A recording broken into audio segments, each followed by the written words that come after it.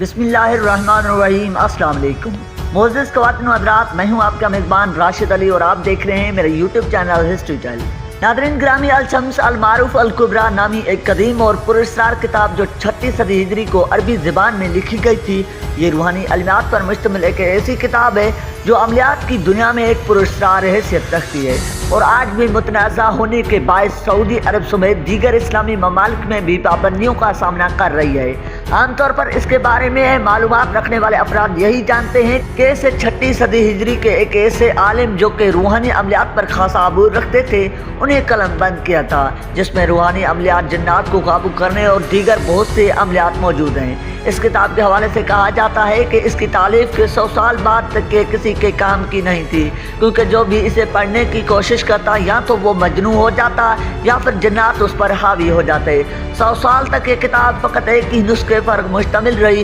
مگر بعد کے زمانے میں کسی نامعلوم شخص کی جانب سے اس کتاب میں کچھ کمی بیشی کرتے ہوئے اس کے کئی نسخے بنائے گئے تھے۔ کیونکہ کتاب کے مصنف کی جانب سے مذکورہ کتاب میں بعض ایسے طریقے ذکر کیے گئے تھے جنہیں استعمال کرتے ہوئے کوئی بھی عام شخص انتہائی آسانی سے جنات کو اپنے قابو میں کر سکتا تھا، اس لیے جنات اس کتاب کی حفاظت کرتے تھے کہ کوئی اسے پکڑ نہ پائے۔ بعد ازاں ایک نامعلوم عامل کی جانب سے اس میں کچھ تعریف کرتے ہوئے ایسے جادوئی نسخوں کو نکال دیا گیا تھا جس کی بنا پر جنات اس کتاب کی حفاظت پر خود کو مامور کیے ہوئے تھے۔ لیکن اب بھی اس کتاب میں موجود کالے علوم اور جنات کو قابو کرنے کے دیگر طریقوں کی موجودگی کے باعث کوئی عام شخص اس پوری کتاب کو سمجھ کر نہیں پڑھ سکتا، اور اس کی کوشش کرنے والے افراد پاگل پن، مرگی، جنون سحری یا دیگر بیماریوں میں مبتلا ہو جاتے ہیں۔ اگرچہ علماء کی جانب سے احتیاط کو بروئی کار رکھتے ہوئے اس کتاب اور اس کے مصنف پر انتہائی محتاط انداز میں تبصرہ کیا جاتا ہے،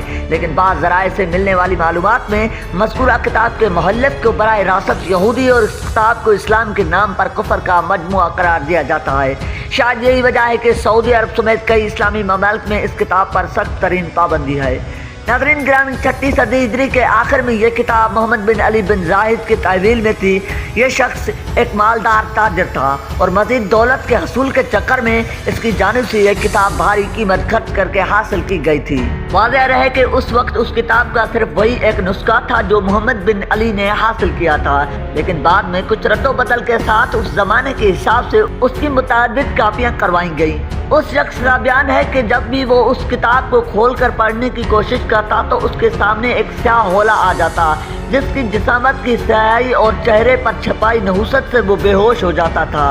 کئی مرتبہ کی کوشش کے بعد بالآخر اس کی جانب سے ایک کتاب ایک عالم دین کے حوالے کر دی گئی تھی۔ اسی سے متعلق کچھ اور روایات بھی تلاش کرنے پر سامنے آتی ہیں جن کی روح سے پتہ چلتا ہے کہ مذکورہ کتاب کی حفاظت پر شیاطین جنات معمور تھے، کیونکہ کتاب میں موجود بعض جادوئی طریقوں کے استعمال پر وہ انسانوں کی غلامی میں آ سکتے تھے۔ کیونکہ کتاب خود ایک جادوئی عملیات کا نادر ذخیرہ تھی، اسی بنا پر وہ اس کتاب پر بھی قادر نہیں تھے کہ مذکورہ کتاب کو کچھ نقصان پہنچا سکتے۔ ان چند واقعات کے بعد یہ کتاب منظر عام سے غائب ہو گئی تھی، اور 7ویں صدی ہجری میں جب وہ ایک بار پھر منظر عام پر آئی تو اس میں موجود مواد کو ایک حد تک حذف کیا جا چکا تھا۔ اس کتاب میں موجود وظائف اور جادوئی طریقہ کار میں سے اب بھی بعض ایسے ہیں جنہیں پڑھنے والا اگر کوئی عام انسان ہو جو عملیات کی ذرا برابر بھی شد بد نہ رکھتا ہو تو وہ خود فوری کسی ناگہانی آفت یا بلا سے دوچار ہو جاتا ہے۔ لیکن حیرت انگیز طور پر اب تک اس بات کی وضاحت نہیں ہو سکتی کہ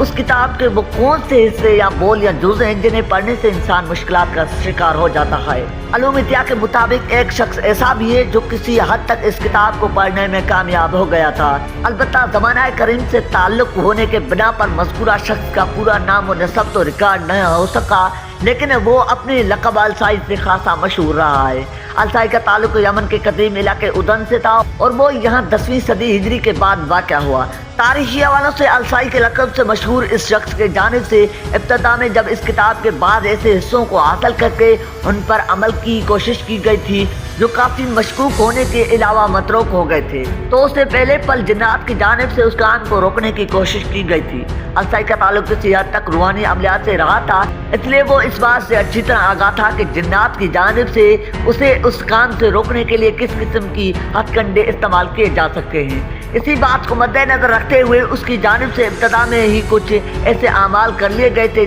जिनकी बिना पर जिन्नात उस तक रसाई हासिल करने से कासिर थे। इसी वजह से वो चंद कविल जुज़ा जिन्नात को काबू करने के आखिरी मरहले तक पहुंच चुका था, लेकिन यहाँ पर जिन्नात ने उसे मात दे दी। कई बरसों तक गायब दिमागी कैफियत से गुजरने के बाद जब उसे वापस होश आया तो उसकी जानिब से बताई जाने वाली तफसील से ये मालूम हो सका था कि इसके साथ क्या हुआ था। ये बात आज तक कोई भी जानने से कासिर है कि अलसाई पर होने वाले जिन्नाती असर का तोड़ क्या था और किसने ये किया। हैरत की बात यह है कि अलसाई अपने हवास में आने के बाद खुद भी ये भूल चुका था कि उसने कौन सा इल्म अख्तियार किया था, जबकि वो माजी में अपने जानिब से अख्तियार किए जाने वाले दीगर अमलियात के बारे में भी कुछ मालूमात नहीं रखता था। हैरत अंगेज तौर पर उसे अपनी माजी की सारी जिंदगी में से सिर्फ वही अमल तमाम तर तफसीलात के साथ याद था जिसमें उसे जिन्नात ने निशाना बनाया था। अलसाई के उस कब्र में गिरते ही उसका बदन नापाक हो गया था, क्योंकि कब्र में लाश खुली सड़ी हालत में मौजूद थी। यही वो वाक़या था जो जिन्नात के लिए इंतहाई कारगर साबित हुआ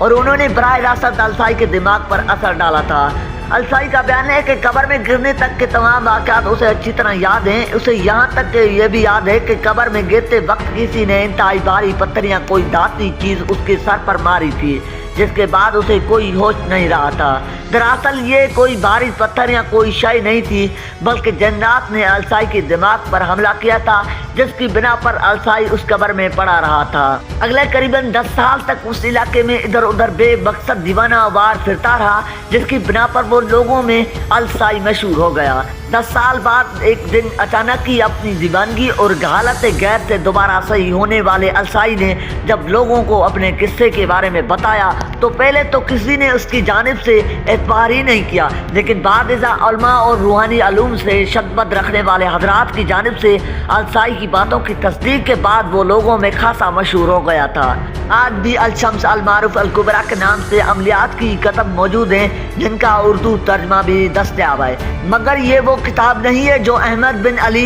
अल-मऊनी ने कलम बंद की थी, बल्कि उस नाम को इस्तेमाल करते हुए मुख्तलिफ आमिल हजरात अपने किताब का नाम अल-शम्स अल-मारूफ अल-कुबरा रख देते हैं और मुसन्निफ का नाम अहमद बिन अली अल-मऊनी लिखते हैं, खुद को मुतरजम की हैसियत से पेश करते हैं। जी तो मोअज़्ज़िज़ ख़वातीन व हज़रात, ये थी आज की हमारी वीडियो। ऐसी मज़ीद वीडियोस देखने के लिए हमारे चैनल को ज़रूर सब्सक्राइब करें। मिलते हैं एक न्यू तारीख वीडियो के साथ, तब तक के लिए अल्लाह निगहबान।